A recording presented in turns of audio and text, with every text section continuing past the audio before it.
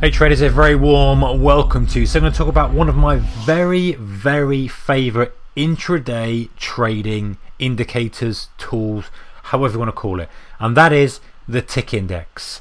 Now the tick index isn't actually technically an indicator. It is a real index and it's provided by the New York Stock Exchange, so you have to have a subscription to New York Stock Exchange, which you probably got if you're already getting data feed from stocks or whatever you have on your platform.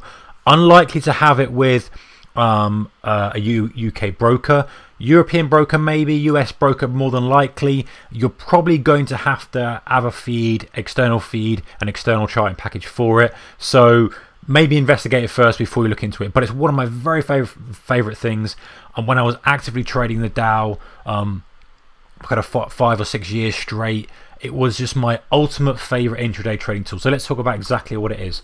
So it's the number of stocks trading on an uptick versus minus the number of stocks trading on a downtick.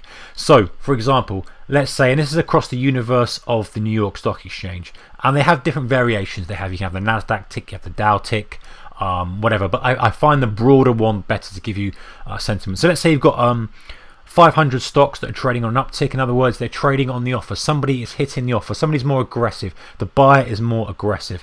And then let's say you have 300 stocks elsewhere trading on a downtick. Your net tick reading is going to be plus 200. Okay, so it's 500 minus 300. If that happened to be 600, say, so it's 500 minus 600, then your reading is going to be minus 100. It can fluctuate plus and minus. We'll bring it up in a second and show you some examples in a moment. So it's very short term. It's very short term. It's all about looking for that. I call it an emotional thermometer in a different way to kind of the psychology perspective, is that, listen, if people are aggressive enough, if the whole universe of buyers, if you like, are aggressive enough to be hitting stocks on an uptick, in other words, they're buying, they're not prepared to wait on the bid, they have to come on and they're buying the offer, they're hitting the offer, then that is something I want to really pay attention to.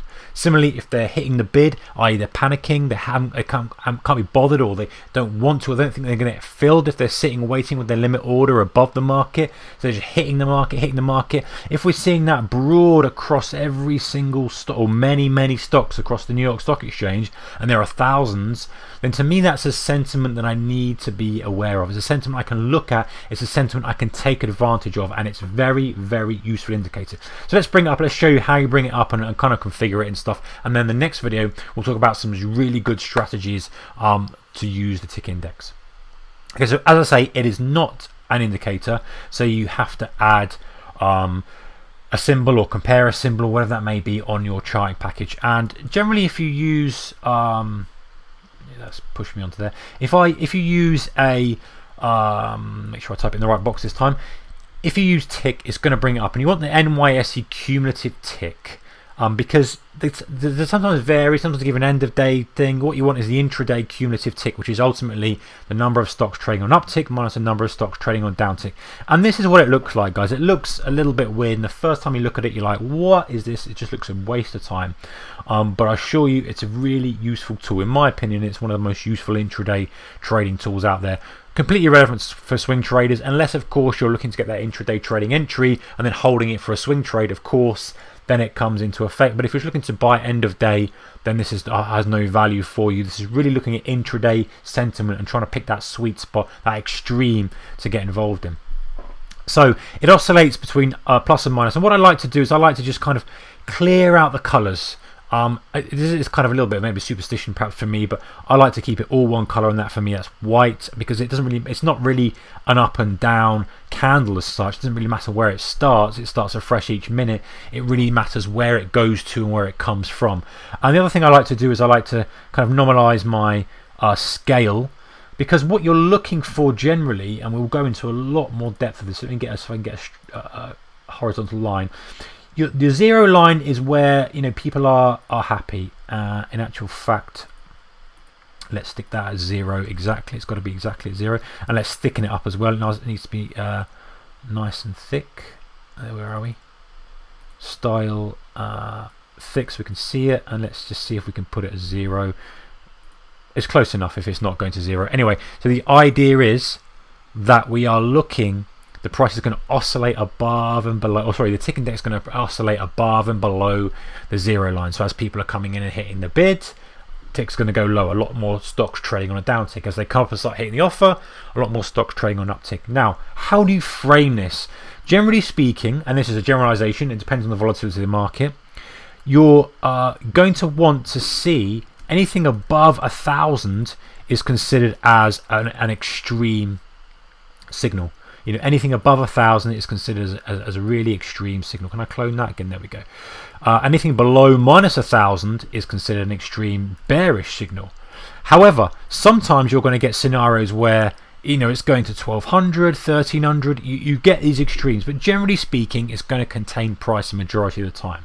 So you're looking to see when price starts to get extended and the tick index starts to make extreme kind of flushes to the upside or to the downside, and then you can generate some trade ideas from that. So we'll talk some trade ideas in a second. Very quickly, another thing you can do, which I like to do when you're in kind of a little bit quieter environments but not extreme environments, is frame the kind of normal, if you like, tick. And for me that's sort of 600 or 550 to 750 depending on what you're doing.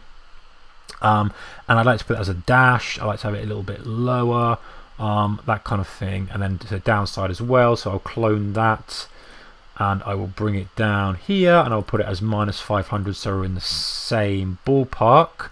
So this is kind of the important thing to do when you're setting up. So there we go, we've got it all set up. You might want to change your colors a bit, but I think you can kind of see now how we are framing that tick index. So as this tick index starts to push the highs, it gets a little bit framed by that plus 500 reading, really framed by the plus 1,000 reading, and same for lows as well. So we're kind of giving ourselves a bit of a guide as to the extremes and giving us a bit of an idea as to how extreme the market is or not, as the case may be. Like I say, intraday charts only. You can have it on a 1 minute by all means. As I've got it on a 3 minute here, S&P 500. Use it on the Dow. Anything like that. And here we've got a good example of like a really extreme reading here on this flush lower that just literally signified the kind of the end and the flush of the move. But we'll talk about some setups in a second. But that's how you set it up. That's what it's all about.